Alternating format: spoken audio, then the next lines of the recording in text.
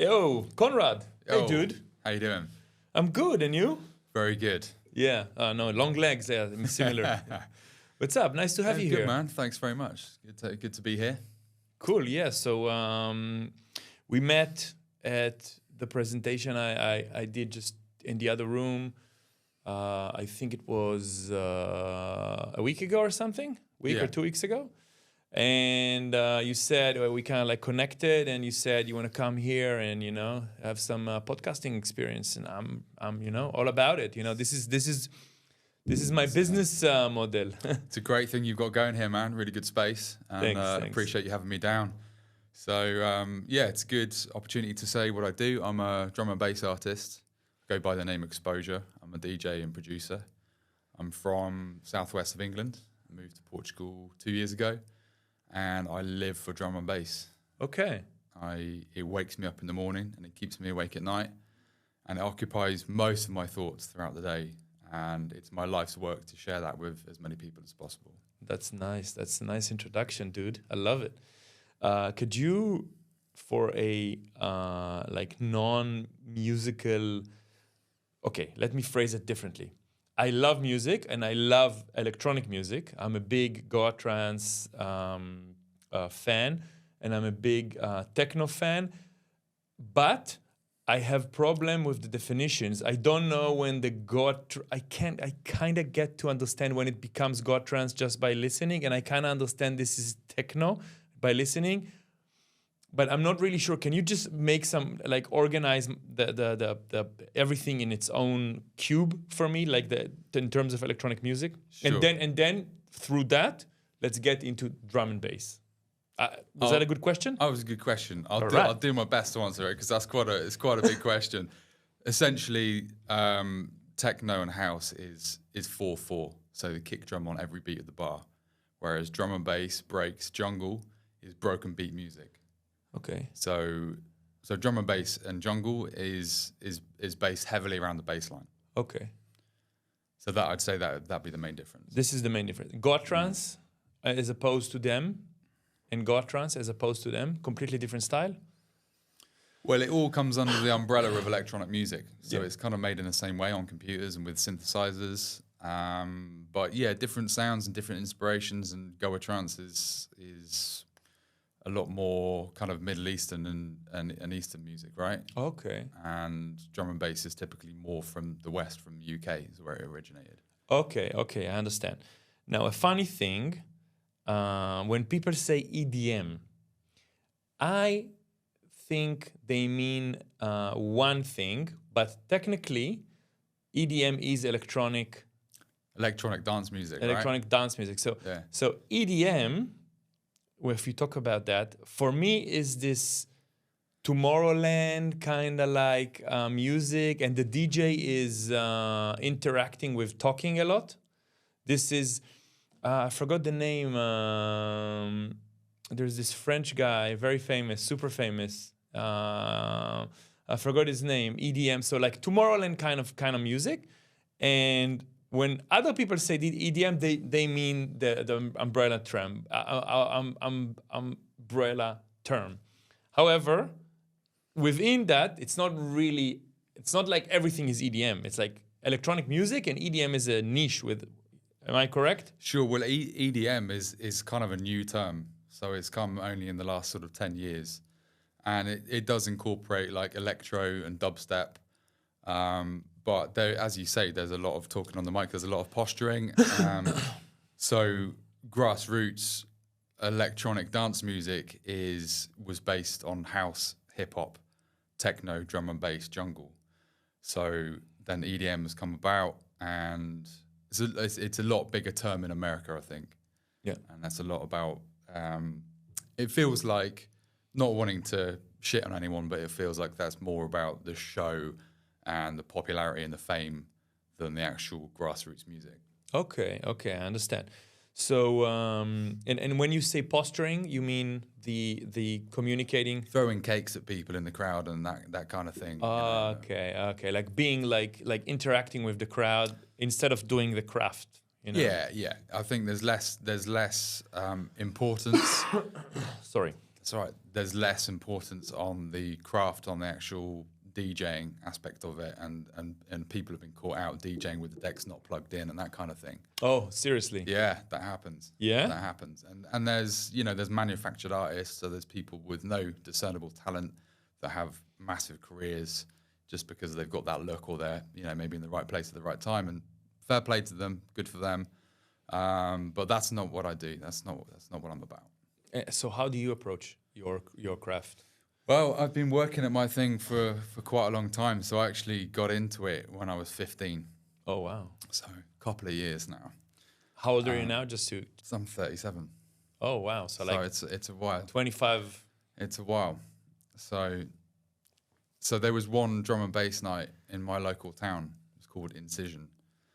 And I've got 4 older brothers, right? So I would borrow one of their passports, and I would go to this night. And I remember walking in the first night and seeing the DJ and being like, that's what I'm meant to do with my life. Oh. And I go back into school on the Monday morning and say to my mates, like, guys, there's this whole other world that you need to know about. And that's when my obsession started with it. I'd start collecting records. I'd go down to Bristol. So I was a skater back then. So I'd go down with my mates on the train. I'd hide in the toilet so I don't have to buy a ticket for the train. And we'd go skating, and I would take myself off. There was this one record shop on Gloucester Road in Bristol.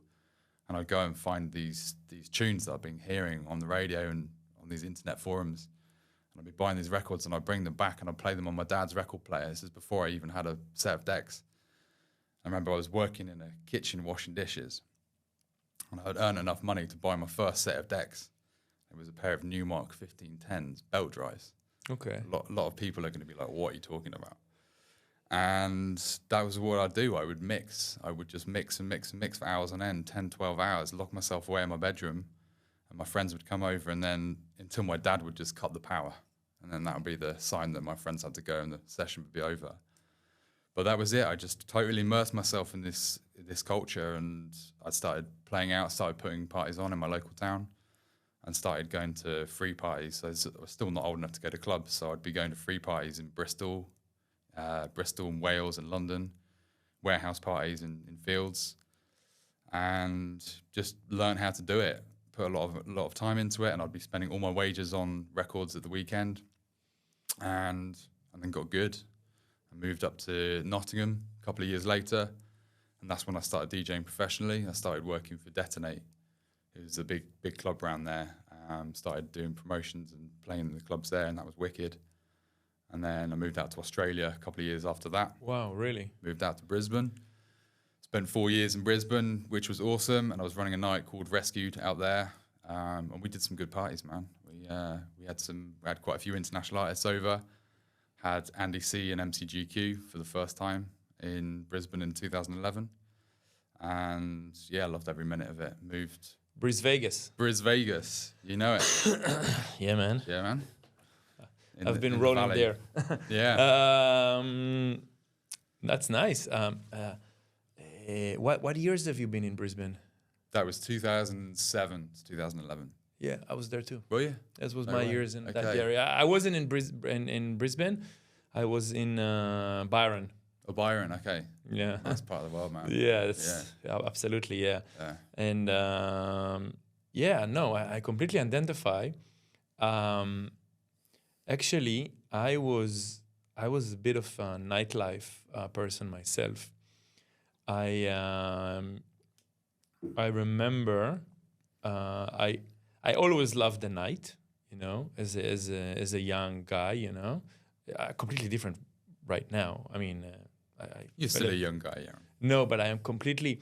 I fall asleep at like 10:30, Okay. But like back in the day, I always loved the night. And when I started drinking and having being able to enter clubs and stuff like that, I fell in love with it immediately. I was never DJing. I was more, and what happens when you really like clubbing, you find your way to make it for free. So in the beginning, I was like promoting and coming with a few friends, and then it become like a side job, and then it becomes like a main job. So I was doing that for a few years. I was doing that actually through my military service. In Israel, there is a big because everyone goes to the military, and there is army parties for soldiers. So it's like from 18 to 21. This is like an area of age, let's say a brick of age, I would say. So 18 to 21, all the young soldiers go to the same clubs. So in my days, it used to be like warehouses. We call them kibbutz. It's like this countryside kind of like environment. Sometimes outdoorsy. Big nightclubs, and I was working in them. And then I got tired of that and started bartending for a while, because I was like, I didn't felt like promoting anymore. I was in the nightlife until I was 28 or so, 27, I would say. No, 30, until I was 30. And then I was shifting more into festivals, just doing festivals. And now when I go to a festival, I usually like the days. I usually like partying during the days. This is my thing. I love festivals. Sure. Yes, and it's really interesting me. Like, but I was always looking at the DJ and enjoying the work, but I was never kind of like thinking about me as like this that I could do something like that. I was never, and as much as I grew up, and I realized that how much it's really a craft. How much it's really like there is like a certain levels. Some people are DJing, so they make the playlists. That's one thing, and sometimes something doesn't work like on the spot. Like you feel that doesn't work, so you have to like improvise and do something else. So this is one thing, and you have to be really good in that. But there is another level that's producing, right? And you're also a producer. That's right. So that's. Can you explain a little bit about? Yeah, sure. So I'm a DJ first and foremost. That's what I started off doing, and I spent a lot of time, a lot of years getting good at that, getting proficient at that. When I moved back from Australia, I moved to Bristol, and that's when I really started getting heavily into the production. I dabbled with it before in Nottingham and Brisbane, but Bristol was and is an amazing place. So many producers and clubs and festivals, and it's just everywhere you go, there's this music. A lot of drum and bass, which I do. So I was living in a house with two other producers, and we were all sharing tunes and sharing ideas. And that's when I set up my record label, AR Records, in 2015. And it's a very different thing. DJing is like instant gratification, and people will love it. But then it's kind of forgotten about. A week later, that's just another DJ set. Whereas making music takes so much more time to put into it, investing it in learning how to do it and getting it to sound good. And then once you finally release it, it's out in the world forever. Yeah. So it's a very different thing. And I will always love DJing, but making music now as well, that's definitely taking more of my focus. Okay.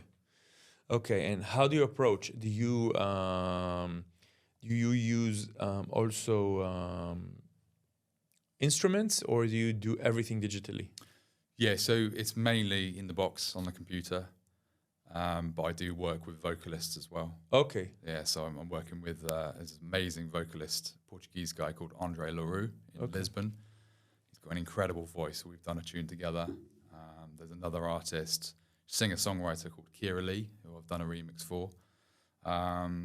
And yeah, so there's a variety of different ways about how to make a tune. So I use synthesizers. So both, I've got a hardware synth and a VST, like digital synth, and using samples as well. I use a lot of samples. So finding old records or just tunes on Spotify. Couple of sample libraries, or do use Splice as another library of music. So yeah, and inspiration comes from everywhere, from music I watch, films I listen. Sometimes I'll just sample stuff off Instagram or YouTube, or little speech clips or whatever. So yeah, 1,000 different ways about going and making it, but it's a really satisfying thing to do. Really, I would say, because I have experience in video editing, I would probably say it's very like tedious and very like you do it like it takes a lot of time to produce. It can be, yeah. I mean, I'm really enjoying the process now more than ever. But it's not always been fun. It's like it's a lot. I've done my 10,000 hours, you know, and plus it's like it requires a certain level of obsession to be good at it. I understand. Hey, on my industry, we have. I mean, I'm a filmmaker originally, and there is the last years we've been kind of like talking a lot about AI and how it will disturb the film industry. What about the music industry? Yeah, man, it's the same. It's crazy, and I've always embraced new technologies. I was with a friend of mine the other day, Zank. He's a very good producer, also in Ericeira. He's an amazing singer, and he'd sung this vocal, and he uploaded it to this AI tool, and he could choose different characters for different styles of voice that he wanted. And he found one which was like a female pop singer, and it replicated his voice in the style of a female pop singer, put it into the project, and just use it as a layer, and it sounded amazing. And that vocalist never existed. It was artificially created. So it's amazing. Yeah, I think it's really exciting. And what about this disrupting the industry? Are you guys the producers, and do you guys have like a fear, or do you guys worry about that, or it's like you still? Because I just had this conversation yesterday with my friend, and I told him, look, I am concerned, but I don't think it will replace people, because good stuff, like for example, let's take the theater, and the theater was there for who knows, hundreds of years, maybe even more. And then cinema was, arrived to the world, let's say 100 years ago, or 100 years ago, more or less. And I assume that people say, hey, that's the new thing, but people still go to the theater. Exactly. People still enjoy going to a theater, watching live actors doing their thing. That's the thing. That's exactly it. And I don't think we're going to be out of a job anytime soon, because people need that human interaction. They need that human feel. Yeah, exactly. They need that human feel. Nevertheless, you also need humans to tell the AI what to do. But you need that. Don't want to go to a party and or festival and have like a nobody dares and like an AI mixing the thing. Holographic DJ with a predefined playlist. It could be cool for a gimmick. Sure. But like you want to have someone interacting with the people, There's the joy of seeing someone that knows their craft, who has practiced and put that time in and is performing it live. You don't get that. Yeah, absolutely. So I'm not too worried until they take over and kill us all. No, yeah, you have this apocalypse. Of course, when you really dive down the rabbit hole, there's those apocalyptic like visions, apocalyptic. Sure. How do you say that word? Visions, or like when you projections, apocalyptic projections for the futures. For example, when we won't move out of the house, we'll have a chip in the brain, and our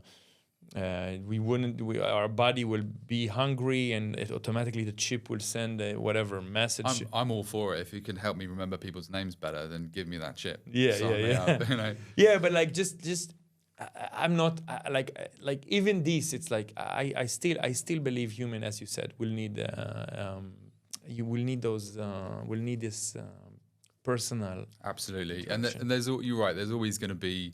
There's a risk of people using it for bad. Okay, AI, there are obviously dangers, but I think that most people want to use it for good. Yeah, so I think so. I'm excited. I'm excited by it. I'm excited too. I'm more excited than scared. Yeah, I would say, it's a good way to be. Yeah, and I'm noticing that lately. I see more and more, because I'm hiring sometimes people in Fiverr and whatnot, and getting like little helps and stuff and projects I do. So I'm starting to see that with the new trend of AI, you can see that there is many. They look for like a mid-journey specialist or whatever, Cynthia specialist. You know, those sound AI, whatever. So they look for them because the producers or the project managers doesn't know how to actually utilize those tools. So you will always need someone, and then there is a level, there is a barrier level. You know, there's one guy who knows how to operate the tool, let's say on a scale of 1 to 10, 6, and there's another guy who knows how to operate the tool 8, and there's another specialist who is like 9.8 who knows all the little. So there's always like human competition. There's always room for us to do more. I think it's great because it frees people up to focus on, you know, speeding things up. So it lets us focus on things that we want to do more. Yeah. So I think it's a good thing. Yeah, very positive. I like it. Conrad, what brought you to Portugal? A bit of adventure. Wanted to escape the UK winter was a big reason. I love the UK. There's a lot of very special things there. The weather in the winter for about 6 months of the year is dark and cold. It's not good. So that was a big reason for coming out, actually. And I've got ADHD. Yeah. So my brain works very fast.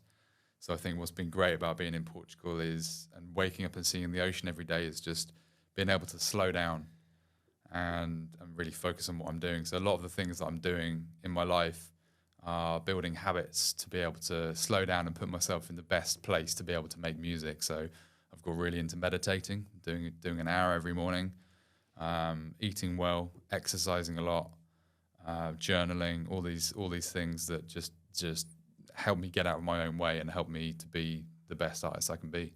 Amazing. Working on yourself.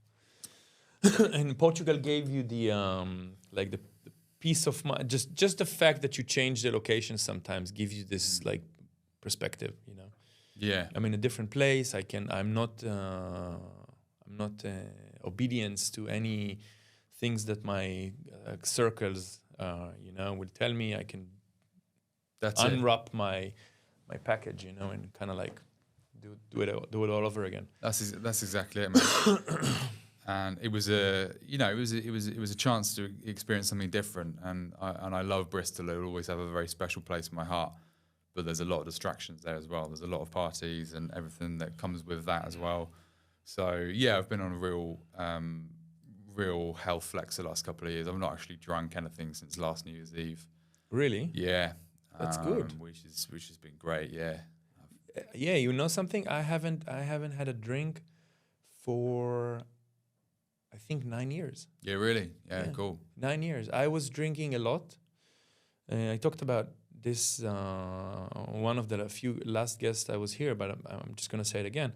I wasn't an alcoholic, but I was drinking. You know, I was definitely abusing the substance. You know, I was definitely drinking a lot, living in a big city, and going out to pubs and bars and every other day, and getting shit-faced basically a lot.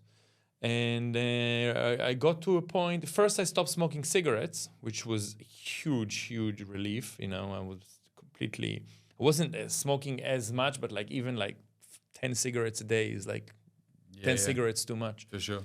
And what happened when I stopped smoking, I held a beer, and I used to like break the beer, you know, break the drink with like a cig, like smoke a fag. Goes hand in hand, yeah. Yeah, and now I was like, you know, just break the beer with another beer, or break the beer with another shot or something. So I and in like 6 months or a year after I stopped smoking, I was like, you know, this is too much. You know, I had a blackout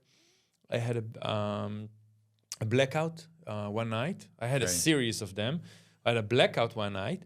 And I actually found by the next morning, I was researching on the internet, like what's blackouts, how it's happening, and I found this dude. His name is James Swanwick, Australian guy. Okay. Immediately connected because I did my uni. I was learning in college in Byron Bay, so you know, as I said, this is why I was there. And so I immediately connected, Australia, and like interesting. I have a really good connection with Australia. So I watched his video, and he explains he was doing this detox challenge. Anyway, it was so convincing. I didn't even need to sign up for his challenge. I was just boom. I'm gonna do it. And since then, not a single drink. Amazing, man. Yeah, and it's huge. Right. It's a huge hack. Yeah. Not drinking alcohol is a huge hack. It really is. It really is. Initially, I just did it to do dry January. I woke up on New Year's Day with a massive hangover, and I was like, okay, I'm going to take a month off. And I got to the end of January, and I was like, I feel amazing. It's exactly what happened to me. I feel really good, and I've saved money. And so I was like, I'll just carry it on, Yeah. And here we are, like a year and a bit later, and I've really not missed it at all. That's amazing, man. I'm so happy for you. Hey, Thanks, man. Cheers to that. Cheers to that. And I'm just getting more out of life. This is brilliant, and it becomes. By the way, I'm because I'm having here quite a few people, coaches and fitness trainers and all kinds of cool people come, and it becomes this new trend now, alcohol free. Yeah. You can see that also the beverage companies. Yeah. They see it kind of like. That's why everyone's making the 0% beers. Everyone, and people are like, people don't want that anymore. Being sober is the new getting on it. Exactly. Yeah. I do love psychedelics. I have to be honest. Same. I do love psychedelics. I don't think. Well, I started quite late, but I don't think you can. I don't really think you can abuse. No, you can, but it's really difficult. Like it's not for everybody. It's important to say that if you've got serious psychological problems or schizophrenia, then probably not. But I think for me personally, I love psychedelics. Yeah, magic mushrooms. They're my thing now. And they're like you learn so much about yourself and your place in the world, and you feel good. It helps you see the joy in the world. Yeah, they let you give you exactly, and it helps you find this inner point of peace, And it's a shame, like if you research and you kind of research into this Timothy Leary, and you kind of figure out like the timeline of how things happen in the 50s and 60s. The guys were experimenting with psilocybin, which is the substance that comes from magic mushrooms, and then later with LSD, and then the whole project was shut down in the United States, and then the rest of the world followed. Yeah, and you really see this decades when basically people were basically forced to find pleasure in having a drink. They almost, because people needed like this break from life. Of course. And instead of this is just my perspective. I don't know if it's true, but instead of going to the good stuff, the stuff that will actually get you off the meds, gets you off the liquor, gets you off the cigarettes, help you with addiction, make you find your this inner peace. They actually steered the ship into this storm of alcohol and raging and keep people addicted, keep people kind of subservient. And I'm not completely. I don't have this conspiracy theory mind. I'm not occupied with that. It's just like what I feel. It's really cool. Yeah, I love psychedelics. I love LSD as well. I love LSD and mushrooms. How does it goes with the drum and bass? It goes well. Yeah. Yeah. I lived quite a hedonist lifestyle in Bristol, and sort of coming away from that, and towards the end, I think it also comes with getting a bit older, like the day after just comes so hard after being up all night and doing whatever. So doing what I do best. But now, I then started going to parties and just not doing any drugs or drinking, and being able to wake up the next day and feel good. Yeah. And still get in the studio and still be productive. I was like, I'm onto something here. And so psychedelics now is like, I can just tap into that, and it just it helps me. Yeah, it helps me see the beauty in the world. Yeah. And yeah, it's yeah. Yeah, no, it's fantastic. And again, not advocating anyone to do it without the proper research and the proper guidance or whatever, but just I just think it's but it's not the answer for everything, but it's definitely definitely, doing a bit of magic mushrooms, here and there, definitely way better than having the casual drink, Yeah, I agree, man. Yeah. So tell me more. What's on your mind? Being an artist is not easy. It's not an easy journey. You'd know, being a creative, it's a difficult path. So, if you work for a company, you've got a team, you've got a project, you've got a deadline, you know what you're doing, you're going to get paid every month. It's reliable. If you're self-employed and an artist, you've got none of that. So you only have yourself to motivate. Yeah. And there's a lot of uncertainty that comes with that. So it's very difficult to become just a DJ as well. So there are a couple of examples of people that are just DJs, but generally now you have to have your own music as well. And also we have to be promoting ourselves on social media a lot. Content creators, and I hate that term because not wanting to sound jaded, but it feels like art has been commodified. Yeah. We can't just be artists now. We have to be constantly creating to keep people's attention. The battle now is not just how good your music is; it's how much you can capture people's attention. That's true. We talked about that in that presentation. Yeah. And it's that's how the game has changed. Whereas like back in the day, you had to have a record label, or you'd have to have someone with a studio. Now, the rise of the internet means that it's a level playing field. So on one hand, it's easier than it's ever been to make music. All you need is a computer, but that means that there's so much more music, and you can release it directly to the streaming platforms now. So the barrier to entry is just not there. Anyone can release music. So that means there's so much more music out there, which means it's much harder to cut through the noise. Mm-hmm. So that's why we have to be creating video content and capturing people's attention like that. So, I learned video editing. Yeah? So getting into that. I bought a drone as well. So I'm everywhere I go. Flying with the drone. Flying my little drone. I love it. And that's really cool. So cutting that to my music is my new favorite thing to do. And yeah, actually now when you mentioned that, I've seen like a nice Top Shot thing you do. Mm-hmm. I looked on your Instagram, and I have another question about that. We'll get to that in a second. But I've seen that's a cool concept, and I've seen many DJs do that. Show how you do how you use the DJ deck from half of the frame, and then on the other half of the frame, like show the full body, full shot of yourself. This is really cool, and I've seen all kinds of variation. People sometimes put the waveform down, or like they take screen capture the screen of the computer, so like it's really cool because it's educating also, and people love to because I found that people would follow you if you teach them something. Like if you give them a little, like daily hints, daily mind fuel, So like a little young DJ, drum and bass guy just starting out, and he sees your tricks or what you do on the deck, could be really cool way to do that. And also, even just a talk like that, when you tell your story, how did you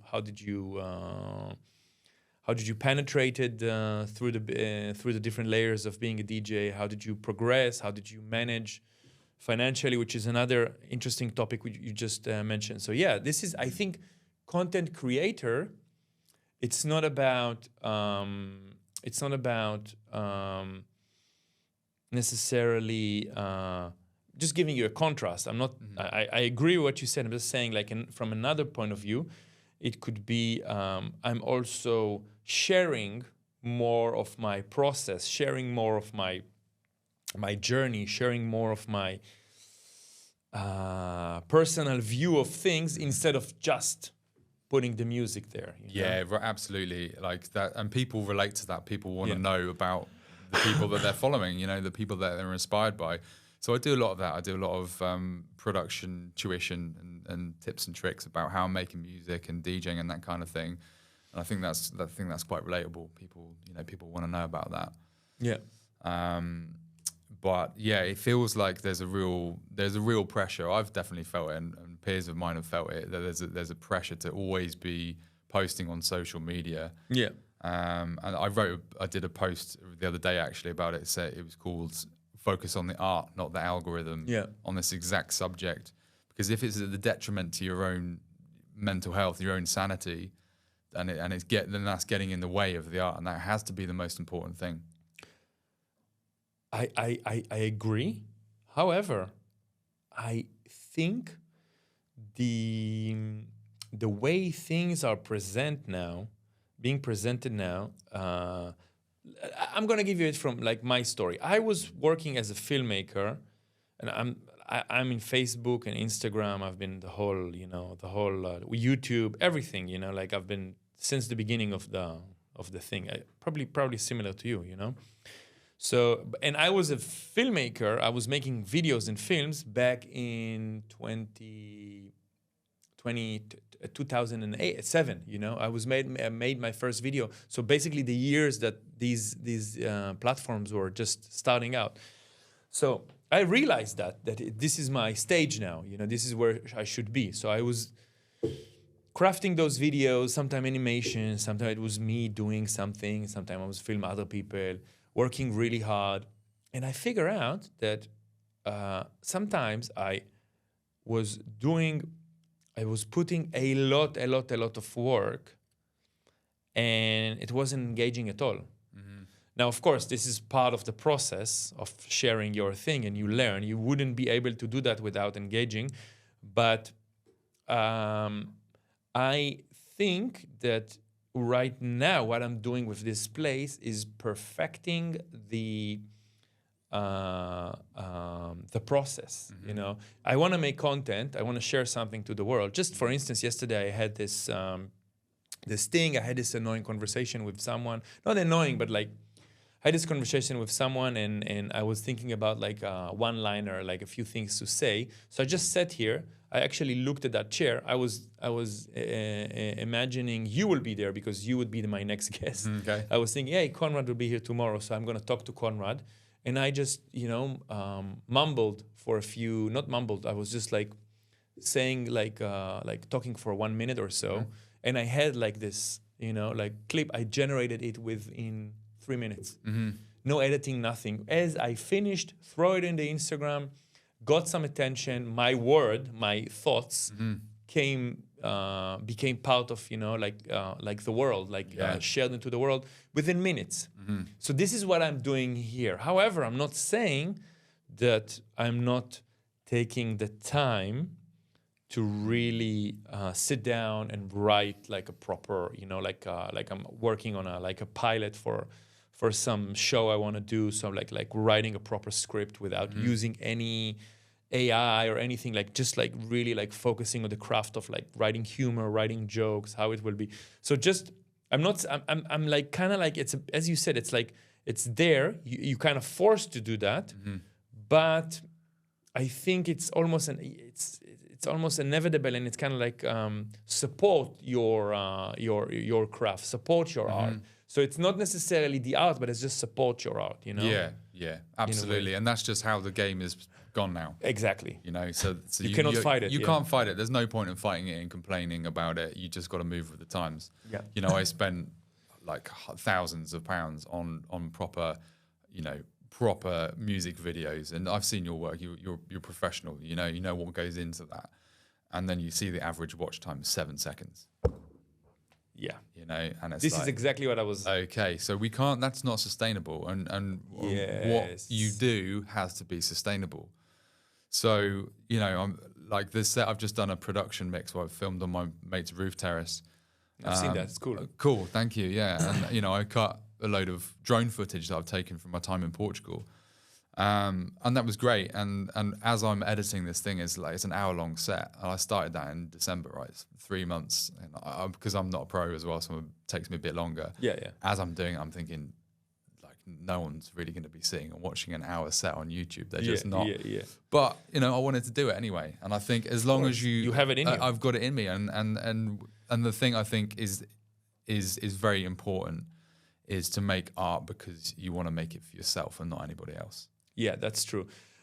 By the way, if you talk about that, Woody Allen once says, if you'll make movies for yourself, you're gonna get out of business really quick. You need to make movies for other people. You need to think about that. Sure. But I understand, and I understand. If you say I'm an artist, I do think only for my art. This is one way of approaching it. If you say I'm a performer. Mm-hmm. I have a crowd or a fan base or other people basically trusting me they are trusting me with their time. Yeah. I need to entertain them, I need to. It's from Bristol. Just because that makes me think about a point. You been a Robbie Williams kind of did you like them as a young guy? Robbie Williams. Yeah. Can't say I did. No, really. Not your style. Not really. Because my style, because he just he's a really interesting character. I have to say, he just released, because he's British and you are British as well. You know him, right? I know of him, of course. Yes. Yeah. So he just released this Netflix show. Okay, I've not seen it. So it's like a 4-episode about, and it's really like the 90s, kind of like from this UK kind of vibe, and it's really interesting. It's really interesting about how he was, because what his first song is "Let Me Entertain You." Mm-hmm. You remember that? Of course. So he keeps on talking about him being an entertainer. This is what he does for a living. This is what he is. This is his thing, and it's really interesting because it's very British. Mm-hmm. It's very UK based. The whole thing is around, and it's very interesting. Just first, it's our time, the 90s. So you see the 90s. So it's also brings you back. Mm-hmm. Forget about the music. If you're a big fan or not, but it's just nice to understand the set of mind that was going on, and there was some times when he was deciding to. In one of the episodes, he's deciding to completely go. To another direction, and he puts this crazy new album, avant-garde things he really likes, and he start rapping or whatever. Okay. And it's just, and you see that it's just embarrassing. It's just he's just doing what he thinks is the best. Of course, he was loaded with drugs and everything, so he was a bit like out of his box. But but it's just very interesting. That I think there should be a good balance. You should be happy with what you create, but you need to think about your viewers. You need to think about your crowd. Of course. And I'm not saying I don't consider other people, and I'm putting myself out there, and I do. I'm keeping up with what works, and I understand the different platforms and the different content for those different platforms, but I'm also not going to be beholden to social media companies, and it's an unrealistic expectation of what they think. Yeah, I saw a meme from a social media marketing company the other day saying what you need to do to keep up with the new algorithm, and it was ridiculous. Yeah, it was you need to work on that. 3 reels a day, 100 comments, 100 DMs, and I'm like, I think we spend enough time on our phones as it is. Yeah. So I think it's about finding a balance. Yeah. No. I agree. It's about having a healthy relationship with it. I agree. It's also very, very.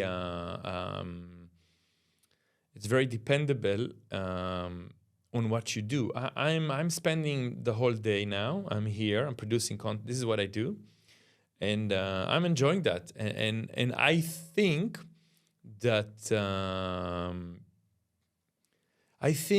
in a few years, music. I think it will kind of like. Swallow everything in a way, but not in an apocalyptic point of view. It will be like, okay, you have like you want to do a DJ set, so you kind of like have your little studio home, and you're kind of like broadcasting to this DJ broadcasting platform, and you'll have there people who are like wannabe DJs and people who wanna be who wanna rave a little bit, you know. So like people, so you will have this kind of like, you will have this app, so people sign up and then they can listen. So you will have all those social interactions, which will become very sustainable for all kinds of creators. So like not only podcasters, it will be like a podcasting. I'm imagining here with you, it's not really there yet, but I'm imagining there will be like something like podcasting, which is really available and easy for DJs to kind of like put a deck, start mixing, have a little camera, see them, other people sign up, they can get some rewards with some tokens or something like, you know, that this thing will work eventually for everyone, because in every occupation you see like, you know, there is like trainers and they reach you online, okay? Cooking people, you know, like they reach you, they like teach you things, and they're like, hey, you know, work with me today, run with me today, hey, let's do this. So it's like everything will eventually be like interconnected. Yeah, okay. Like I feel like there is like this metaverse kind of like layer being built, like and it will not be keep on saying that a lot. I don't think it will be like this. Maybe it will, but like this three-dimensional world where you hang around. All be walking around with headsets on, and maybe, but it will be more like, I think it will be more more instant, kind of like texty vibe and easy apps and nothing that is nothing too that is too having too much commitment, like, you know, like similar to, like, you know, when people started doing stories, for example. You know, the whole thing with stories, it actually started in Snapchat, if you remember. So the whole thing in this concept is like, I'm taking a little video, I'm taking a little shot, and then it's gone. Then it's gone. I'm releasing it. I'm releasing, you know, it's easy, it's instant. Hey, that's a nice sunset. Hey, that's a nice bowl of whatever, pasta, you know? Yeah. That's it. Hey, that's a nice, you know, like, so I think it will happen, like, you know, everything will be like more this, like little things that will be very instant and very we're there now, aren't we? We are now, but we're there now. That's how people consume. Yeah. How do you, as a DJ? So like you put like a live? Do you like interact with? I've done live streams, especially in COVID. That was quite a thing. We're doing live streams, and that was cool. And now I'm finding different cool, interesting places to DJ, as well as clubs and festivals. So you know the ancient fort on the cliffs above Ribera. Yeah, you know that. So I'm going to do a DJ set on that. Oh wow! But you can't tell anyone, that's top secret. Okay, but this will be released soon. I know. So, but yeah, there's finding different ways of interacting. Don't worry, by the way, the YouTube. I'm putting the full YouTube one, and very little people watch the whole YouTube. A lot of people watch the Instagram shorties, but the YouTube one, very little watch. So. Probably 5 people will get to hear But it's you know, it's finding out what works, and it's finding out how you can connect to your audience. So I've just built a website, but hopefully by the time this goes out, it'll be live, so I can start building up an email newsletter, and start actually connecting with my audience more. And I'm selling merchandise. You can get T-shirts and hoodies and hats, and I'm making sample packs, so I can sell sample packs as well for producers. And I'm also building a course to teach people how to make music. That's nice. And so finding, you know, it's not been an easy journey. Like, I've done every job in the world. I've done everything. I did a lot of building, so carpenter and builder for many years. So building houses, building boats. I've done sales jobs. I've been a care worker, worked in hospitality. And so 2 years ago, I built some music production studios in Bristol that I rent out to producers. So that allows me to now work on music full time, which is great. But yeah, it's not been a direct easy line. You know? Of course, you always need to reinvent yourself, always. Anyways, I think it was really nice. I had a really nice conversation with you. You have anything you want to add? Yeah, I'll just talk a little bit about drum and bass in Portugal. Yeah, let's do that. That's cool. So like, I've only been here a couple of years, so I'm not the most qualified person to talk about this, and I'm gonna miss out a whole lot of people. So apologies. But there's a really good scene here. There's a really good crew of people doing things. There's Calimojo. They just had their 22nd birthday in Lisbon last month. There's Amen, also in Lisbon. There's Connect, who I played for last year. There's Connect Radio, DJ Kai running that. Down in the Algarve, there's Invasion. And then up in Porto, you've got Counterpoint Records, DMB Academy. They're doing some really big things at the moment. You've got Drumad, who are a record label. I did a release with them last year, a tune called Burning in My Soul. And that was for a fundraising album for producer Jabaru, who sadly took his own life. And then, so you've got some old school heads. You've got Nuno Forte, Mickey, DJ Kai, Fat Cap, Delinios, Incendiario, Sir Ava. I'm missing a load of people out, I know. And then we've got, now we've got people like Molecular, Vowel, Reslek, who I'm doing a tune with at the moment. Got DJ Ride, who just won the DMC World Championships last year. Basement, Blast, Dub Signals, Human Nature. These guys are all absolutely smashing it. So yeah, big shout to everyone in Portugal. It's a really good scene here, and drum and bass is just growing worldwide. Everywhere you go, the people that come to these events are just so passionate. They're fanatical about it. It's not like any other music event. It's like it's a real way of life. It's very specific. It's just like being part of a big family. Yeah. Everywhere you go, you know, I've made some lifelong friends from it, and it feels like a very special thing to be part of. It's really amazing. So all the names you just mentioned, they are all